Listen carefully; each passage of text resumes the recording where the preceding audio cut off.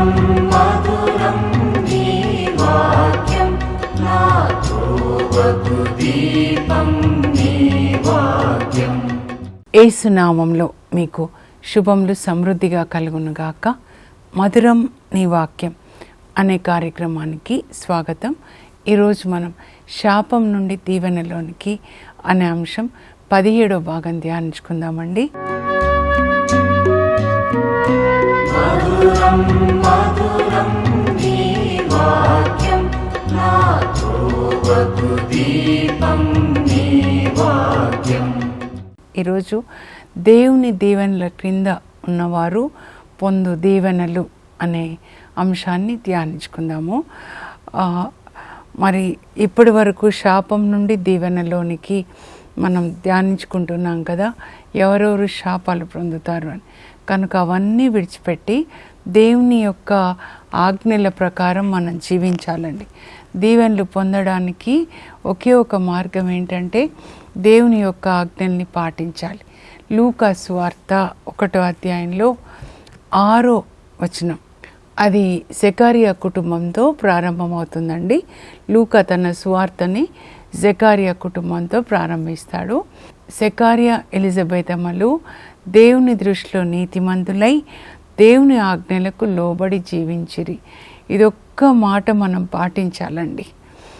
వాళ్ళు పాత నిబంధనలోంచి క్రొత్త నిబంధనలోనికి వచ్చినటువంటి దంపతులు అన్నమాట. దేవుడు నూతన నిబంధనని 2 పరిశుద్ధ కుటుంబాల ద్వారా ప్రారంభిస్తాడు. ఈ లోకంలో దేవుని పని జరగాలంటే మనము దేవుని యొక్క మాటకు లోబడి జీవించాలి. ఒకటి జకరియా ఎలిజబెత్ అమ్మల కుటుంబము, మరొకటి యోసేపు మరియ తల్లి వాళ్ళ కుటుంబం అన్నమాట.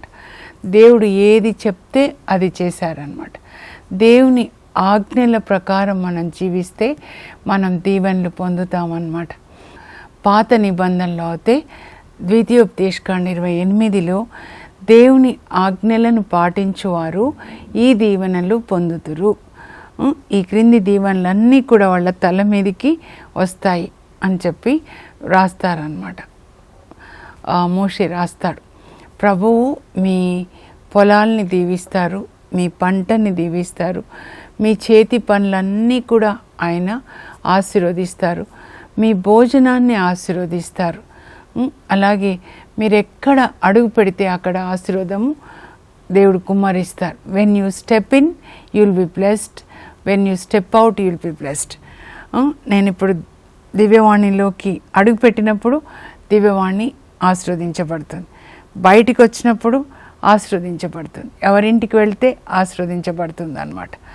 అలాంటి ఆశీర్వాదాలు మీరు అడుగు పెట్టారు, మా ఇంట్లో అన్ని ఆశీర్వాదాలునండి, మా జీవితం మారిపోయింది. అలా మరి పోతీఫర్ అని ఉంటాడండి యోసేపుని.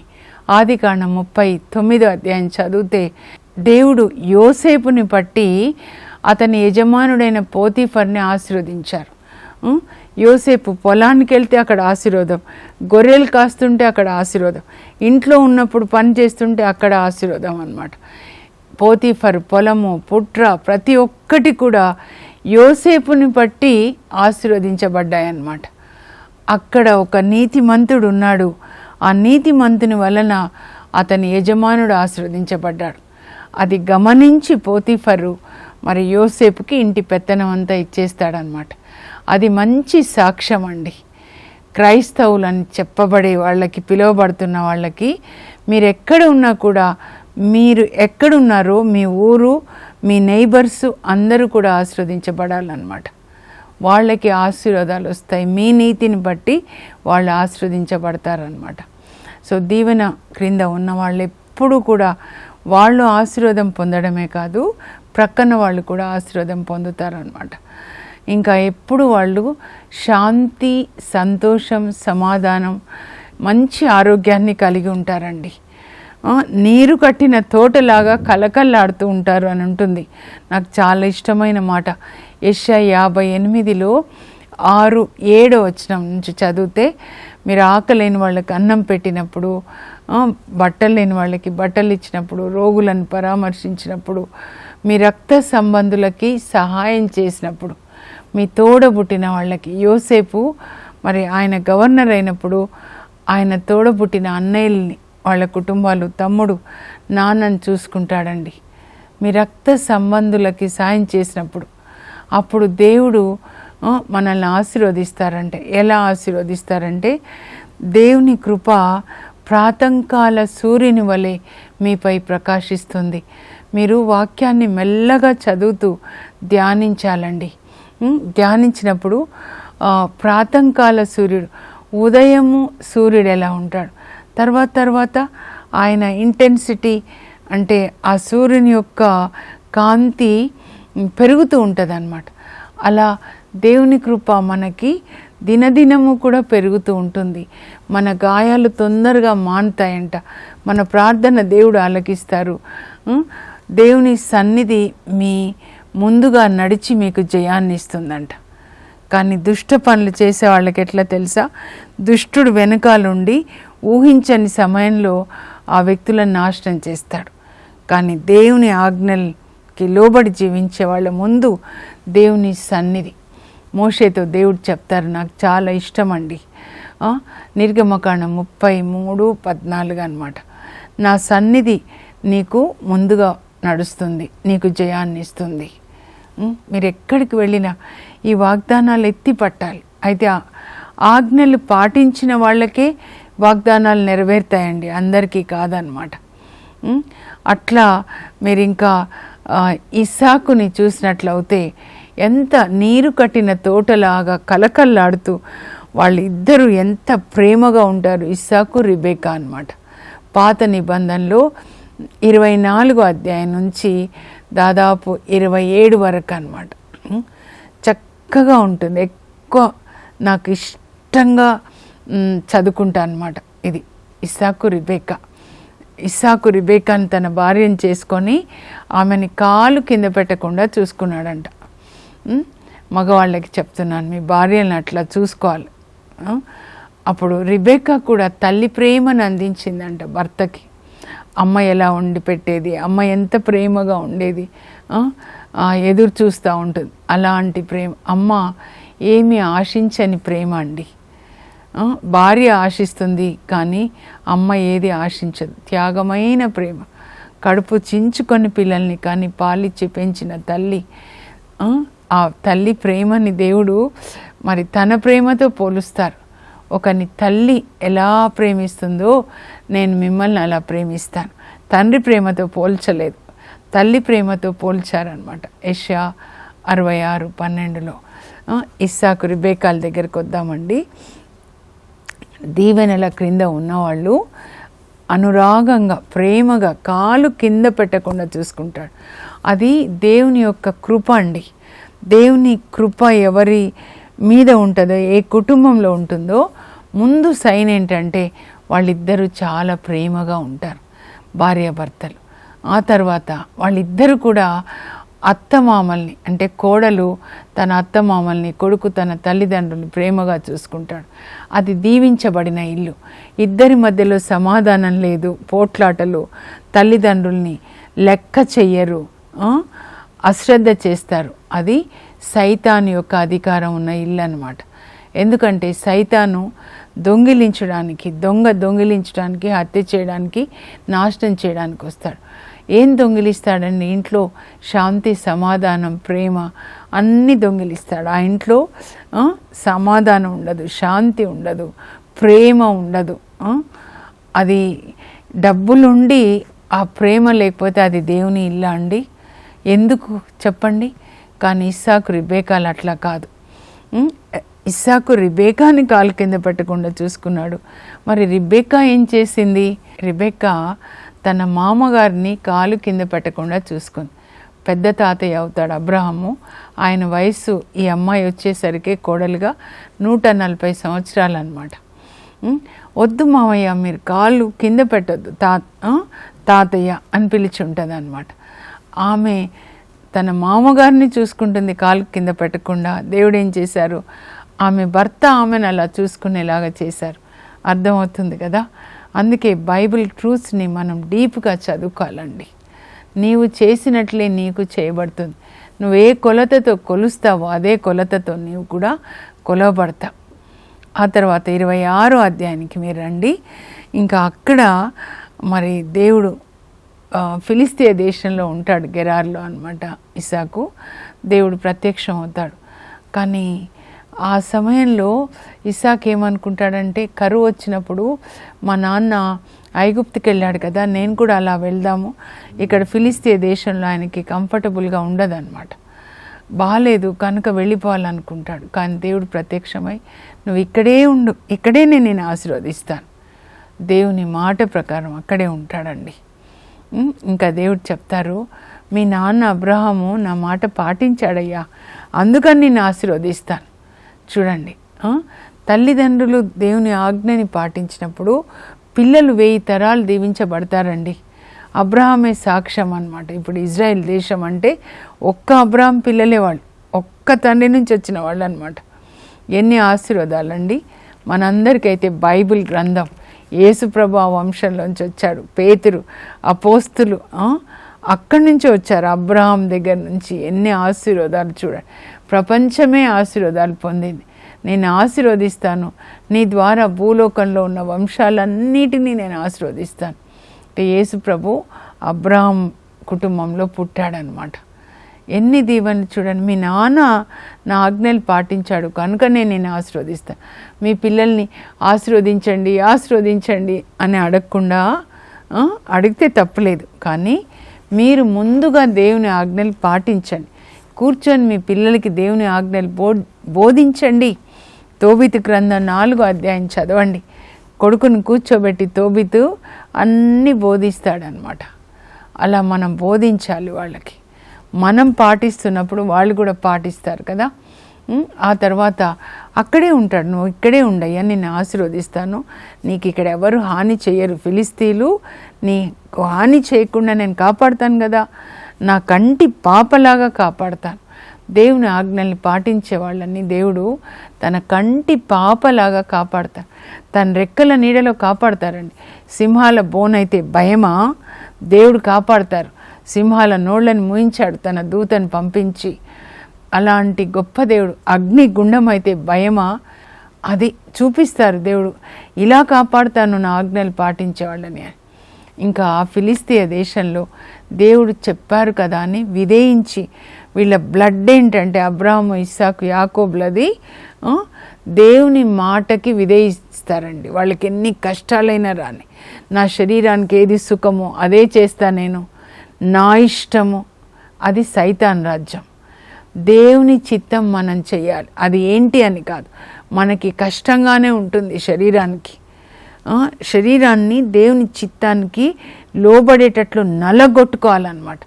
అడిగిందంతా ఇవ్వడము, ఏది కావాలంటే తినడము, త్రాగడము, అలా చేస్తే ఈ శరీరము లోబడదండి దేవునికి. ఫిలిప్పీ 3:18 పౌలు రాస్తాడనమాట. కొంతమంది శిలువ మరణానికి శత్రువులుగా జీవిస్తున్నారు. వారికి దేహ వాంఛలే వాళ్ళ దైవం.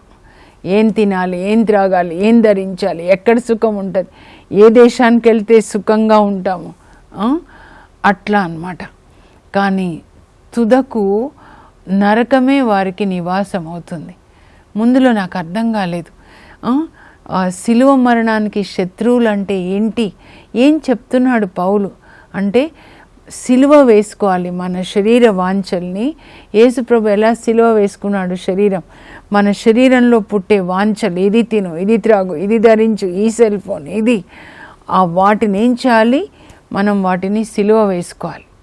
సిలువ మరణము మనకి మిత్రుడుగా ఉండాలి, మన ఎంబ్రేజ్ చేసుకోవాలి. యేసుప్రభు ఎలా మరణాన్ని హత్తుకున్నాడో ఆ విధంగా అన్నమాట. లేకుండా ఉంటే ఈ శరీర వాంఛల ప్రకారం జీవిస్తే చివరికి ధనికుడు వెళ్ళిన నరకానికి వెళ్తారు అని చెప్తున్నారు. ఇస్సాక్కి కష్టంగా ఉన్నా కూడా దేవుని మాటకి లోబడి ఫిలిస్తీయ దేశంలో ఉంటాడు. ఆదికాండం 26లోకి వెళ్దాం. అప్పుడు అక్కడ ఆయన విత్తనాలు వేసినప్పుడు 100 రెట్ల పంట వచ్చిందంట.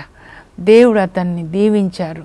అతడు క్రమక్రమముగా అభివృద్ధి చెంది మహాసంపన్నుడయ్యాడు.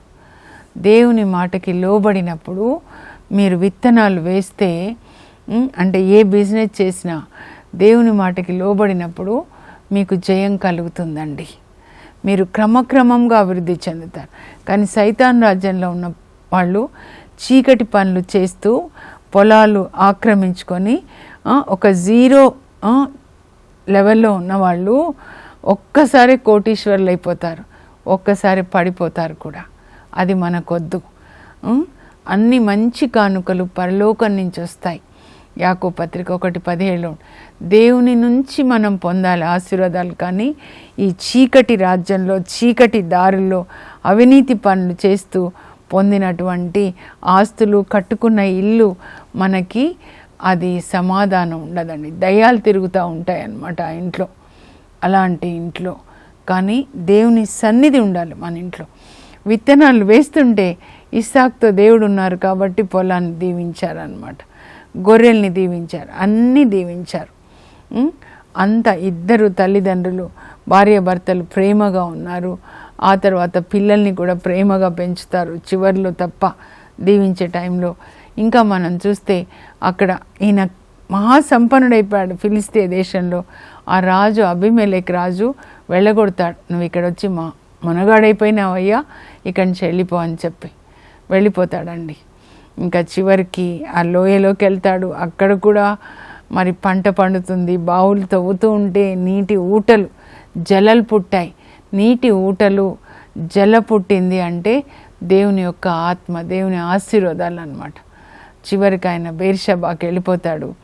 ఇంకా అక్కడ దేవుడు చెప్తారు, ఇక్కడే ఉండు, నేను నిన్ను ఆశీర్వదిస్తాను. దేవునికి బలిపీఠాన్ని కట్టి దేవుని ఆరాధిస్తాడండి. వీళ్ళ లక్షణాలు ఏంటంటే వాళ్ళు ఎక్కడికి వెళ్ళినా దేవునికి బలిపీఠం కట్టి దేవుణ్ణి ఆరాధిస్తారు. ఇస్సాకు నేర్చుకున్నాడు వాళ్ళ నాన్న అబ్రహాం నుంచి, అలాగే యాకోబు నేర్చుకున్నాడు ఇస్సాకు నుంచి.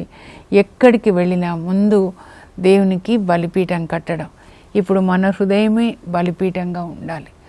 దేవునితో కనెక్ట్ చేసుకొని దేవుని మాటకి లోబడి జీవించడం, అది అసలైనటువంటి క్రైస్తవ జీవితం. దేవుని వాక్యం ఇదే మన ఆస్తిగా ఉండాలన్నమాట. దేవుని మాటలే మన ఆస్తిగా ఉండాలి. అలా అభివృద్ధి చెందుతాడు. ఆ రాజు ఈయనను వెళ్ళగొడతాడు. తర్వాత తెలుసుకొని ఆ రాజు అబీమెలెకు రాజు ఇస్సాకు దగ్గర వస్తాడు. నీకు దైవ బలం ఉంది, దేవుడు తోడుగా ఉన్నాడని నేను తెలుసుకున్నాను, కనుక నీతో ఫ్రెండ్షిప్ చేస్తాను. నేను నీకు హాని చేయలేదు, నువ్వు నాకు హాని చేయొద్దు అని. అప్పుడు ఇస్సాకు వాళ్ళకి మంచి విందునిచ్చి, రాజు సైన్యాధికారి ఇద్దరు వస్తారు. అబీమెలెకు రాజు, సైన్యాధికారి ఫీకోల్ మంచి విందునిచ్చి ఫ్రెండ్స్గా వాళ్ళు ఒక నిబంధన చేసుకొని వెళ్ళిపోతారండి. అట్లా అన్నమాట. మన శత్రువులు కూడా మనకి మిత్రులుగా చేస్తారు దేవుడు, ఆయన కృప ఉంటే అన్నమాట. కనుక మనం ఎప్పుడు దేవుని ఆజ్ఞలు పాటించి దేవుని యొక్క దీవెనలు ఒక వర్షం నదిలాగా ప్రవహించేటట్లుగా దేవునికి లోబడి జీవిద్దాం. యోబు చూస్తే ఆయన కూడా అలాగే దేవుని యొక్క దీవెనలను చాలా అనుభవించాడు. ఒక శోధన వచ్చినా కూడా తర్వాత మళ్ళా కోల్పోయింది రెండంతలుగా దేవుడు ఇస్తారు. నీతిగా జీవిస్తున్నప్పుడు మనకి శోధనలు వస్తాయండి, యోబుకు వచ్చినట్లే. మరి కీర్తన 34:17, 18 చదివితే 18, 19 కూడా నీతిమంతులకు అనేక శ్రమలు వస్తాయి, కానీ దేవుడు వాటన్నింటిలో నుంచి వాళ్ళని బయటికి తీసుకొని వస్తాడు. 34వ కీర్తన అన్నమాట. నీతిమంతులు ప్రార్థిస్తే దేవుడు ఆలకిస్తారు, నీతిమంతుల ఎముక ఒక్కటి కూడా విరగదు. ఇవన్నీ గుర్తులండి, నీతిమంతులకి గుర్తులు. నీరు కట్టిన తోటలాగా ఉంటారు. ఇంట్లో ప్రేమ ఉంటుంది, ఒకరికి తల్లిదండ్రులకి పిల్లలకి మధ్యలో, అత్త కోడళ్ళకి మధ్యలో ప్రేమ, వదిన ఆడపడుచులకి మధ్యలో ప్రేమ, అక్కజెల్లెలకి మధ్యలో ప్రేమ. ప్రేమ కలిగి జీవించడం అసలైన ఆశీర్వాదం. ఇంట్లో శాంతి సమాధానం ఉంటాయన్నమాట. నేను ఒకసారి చదువుతాను, మీరు రాసుకొనండి. దేవుని దీవెనలు పొందుచున్న వారి లక్షణాలు అన్నమాట. దేవుని దీవెనలను పొందుచున్న వారి లక్షణములు. దేవుని దీవెనలు పొందుచున్న వారు ఎల్లప్పుడూ ఉన్నతమైన స్థితిలో ఉంటారు, మంచి ఆరోగ్యంతో కళకళలాడుతూ ఉంటారు, జీవితంలో అన్ని రంగములలో అభివృద్ధిని సాధిస్తారు, అన్ని పనులలో విజయంను సాధిస్తారు. దేవుని కృప ఎల్లప్పుడూ వారిపై ఉంటుంది. కుటుంబంలో శాంతి, సమాధానం, ప్రేమ ఉంటాయి. అలాగే శాపం క్రింద ఉన్నవాళ్ళు చూద్దాం. దేవుని శాపంల క్రింద ఉన్నవాళ్ళు ఎల్లప్పుడూ అవమానింపబడుతూ ఉంటారు. ఏ పని చేసినా విఫలమవుతారు. వాళ్ళకి కలిసి రాదండి. అన్ని చోట్ల నష్టమే వస్తుంది. ఎల్లప్పుడూ అప్పు బాధలతో మునిగి తేలుతూ ఉంటారు. అనారోగ్యము, పేదరికము వారిని వెంటాడుతూ ఉంటుంది. కుటుంబం విచ్ఛిన్నమవుతూ ఉంటుంది. కుటుంబంలో శాంతి, సమాధానం, సంతోషం ఉండవు. ఇప్పుడు రెండు తెలుసుకున్నారు కదండి. కనుక దేవుని యొక్క ఆజ్ఞలు పాటించి మనము ఎల్లప్పుడూ ఆయన దీవెనలని పొందుదాం. పరలోకము నీతిమంతుల కొరకు తెరవబడి ఉంటుందండి. కనుక దేవుని ఆజ్ఞలు పాటిద్దాం. బైబిల్ గ్రంథాన్ని చదువుకుందాం. నేనైతే ప్రార్థన చేస్తున్నాను. నా హృదయ క్రై, మై హార్ట్స్ క్రై అన్నమాట. ఇప్పుడు వచ్చిన పరిశుద్ధ తండ్రి గారు అందరూ బైబిల్ తెచ్చుకోవాలి చర్చికి.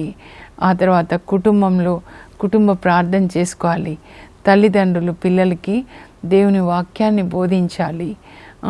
అందరూ కూడా దేవుని వాక్యాన్ని పాటించాలి. కరుణ కలిగి ఉండాలి పేదల పట్ల. అలాగే తల్లిదండ్రుల్ని గౌరవించాలి. యవ్వనస్తులు తల్లిదండ్రుల్ని గౌరవించాలి. అత్త కోడల్ని ప్రేమించాలి, కోడలు అత్తని ప్రేమించాలి. ప్రేమ కలిగి జీవించాలి. బైబిల్ కాలేజెస్ ప్రతి ఒక్క డయాసిస్లో వస్తే ఎంత బాగుంటుంది.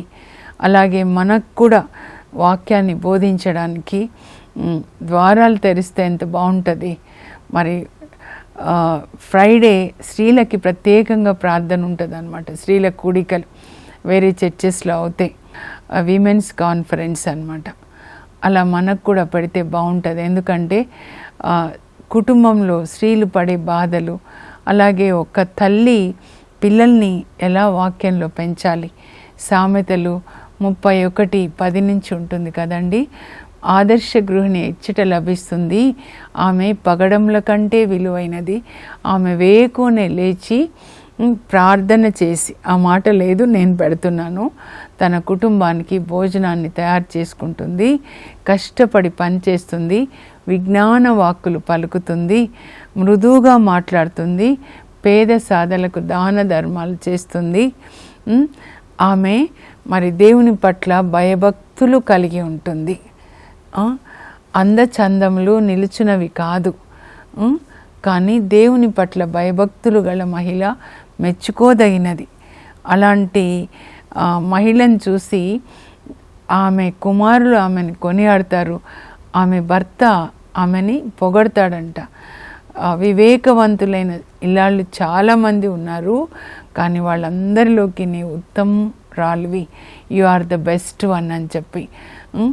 అలా ఈ కొత్త పాపు గారి ద్వారా లే పీపుల్కి కూడా ద్వారాలు తెరవబడి బైబిల్ కాలేజ్ ఉండి అందరూ బైబిల్ చదువుకునేటట్లుగా, కుటుంబ ప్రార్థన జరిగేటట్లు, కుటుంబంలో ఆ రోజు రీడింగ్స్ ఏమున్నాయో ఆ రీడింగ్స్ తండ్రి తల్లి పిల్లలకి చెప్పి వాళ్ళందరూ మరి ఆ వాక్యం ప్రకారం జీవించేటట్లు పరిశుద్ధ ఆత్మని పొందాలి. తల్లిదండ్రులు పిల్లల్ని దీవించాలి, పిల్లలు తల్లిదండ్రులను గౌరవించాలి. ఇవన్నీ చెప్తారండి. దేవుడు ఈ పాపుగారి ద్వారా చేస్తారు. నేనైతే అలాగే ప్రార్థన చేస్తూ ఉన్నాను. చాలామంది చేస్తూ ఉండొచ్చు. మా ప్రేయర్ గ్రూప్ వాళ్ళని కూడా చేస్తూ ఉన్నాం అన్నమాట. ఇప్పుడు ప్రార్థన చేసుకుందాం.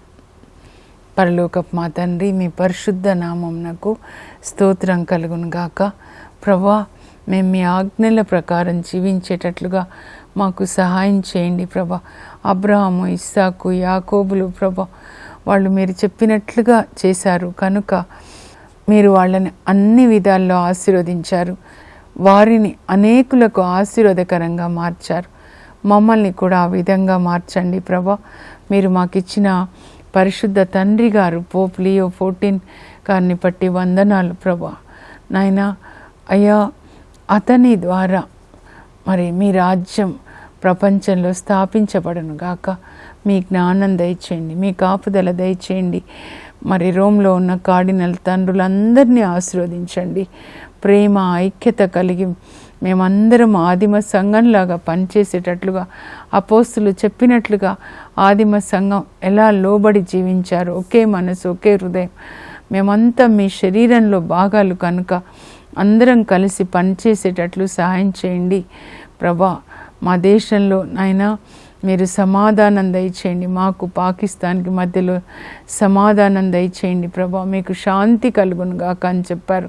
యుద్ధాలని ఆపేసేయమని, ప్రపంచంలో శాంతిని దయచేయమని ప్రభా, మా కుటుంబాల్లో శాంతిని దయచేయమని యేసు పరిశుద్ధ నామంలో అడుగుచున్నాం తండ్రి, ఆమేన్.